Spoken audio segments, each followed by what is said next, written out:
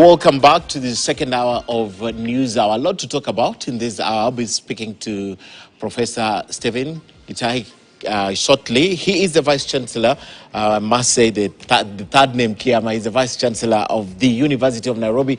A lot to talk about, especially the university funding. The model is being revised. We'll find out how that is likely to affect them. But before then, let's take a look at one of the stories making headlines from the education sector, because pressure is now mounting and continues to mount on the government to release funds for the new students. Meanwhile, the new funding formula, as recommended by the Presidential Working Party on education reforms, continues to face headwinds after it emerged that a review of the model is afoot. As Shadrach Meti now reports, university heads are reporting a possible crisis over the delay in disbursement of the government funding to new students admitted just a month ago in September.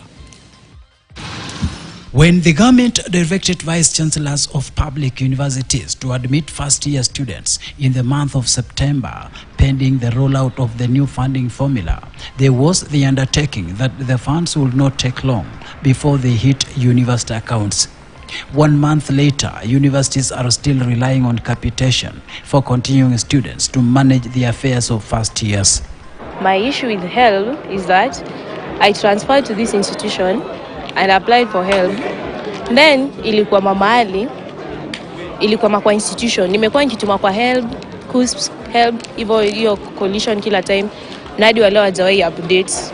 Nilireport shule date 5 September. So my issue with HELB, nikaa sasa hivi nikiingia portal ya shule naangalia school fees yangu na nipatia exactly the amount kile nafaa nilipe. Haina difference na kaa ningepatiwa na HELB. So bado haja release funds. Sasa wananiambia I'm eligible kufanya exams mpaka HELB reflect. So I don't know what's going on. Upkeep, we needed the money, we applied, that's why we applied, and yet they haven't responded.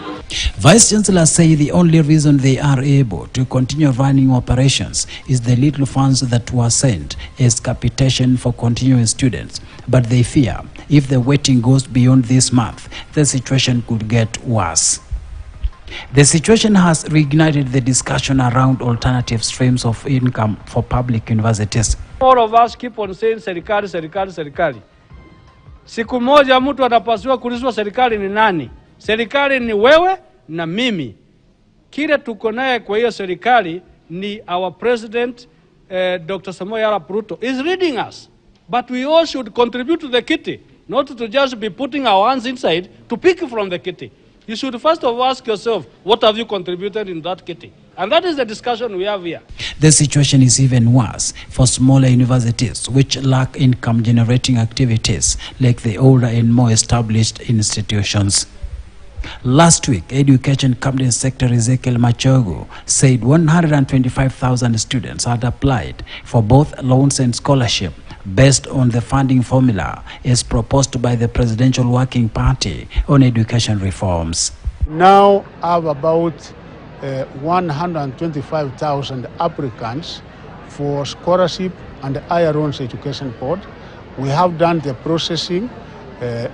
We have gotten the money for higher loans education board, 10.3 billion, and we are also in the process of dispersing scholarships to our various public universities in the country. Even before the expected disbursement, another twist has emerged, throwing everything in total disarray.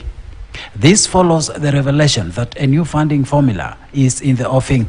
The 4 students' categories of vulnerable, extremely needy, the needy, and less needy have been expanded to 5 and renamed as bands instead of categories. Under the new formula, all students listed in the 5 bands will be eligible for boom of between 40,000 to 60,000 shillings, depending on their financial status. KTN has established that the review followed questions of sustainability of the formula unveiled by the president several months ago. Under the initial model, the vulnerable and extremely needy were exempted from any household cost as the government promised to cater for everything. Under the first band, previously vulnerable, funding will be in the ratio of 70 to 25 to 5. A student put under this will get a 70% scholarship, 25% loan, and 5% fees paid by the household, and 60,000 shillings each for upkeep. The second band, previously extremely needy, funding will be shared in the ratio of 60 to 30 to 10, which will translate into a 60% scholarship and 30% loan, with a household required to pay 10% of the total fees and a boom of 55,000 shillings for upkeep. Band 3, previously the needy, will be funded in the ratio of 50 to 30 to 20, with every student getting a boom of 50,000 shillings for upkeep. This will be followed by the 4th band, previously the less needy, to be funded in the ratio of 40 to 30 to 20, and a boom of 45,000 shillings for upkeep.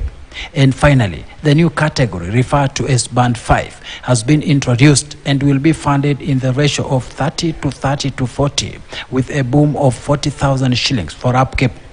These changes are meant to ensure the sustainability of the funding formula. Shadrach Miti, KTN News. Very interesting, like every initiative made by